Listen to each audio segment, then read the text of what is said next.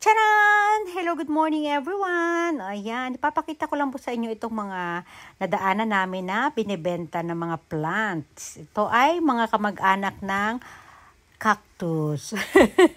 Mga desert plants. Ayan, yung mga, yan, yung mga tusok-tusok guys, kung nakikita ninyo. Di ba?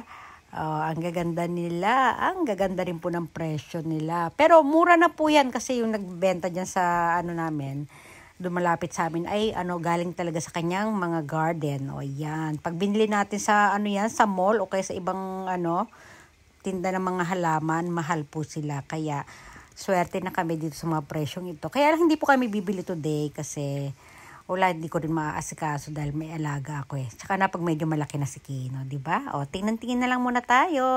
Di ba? Hanggang dito na lang. Bye everyone!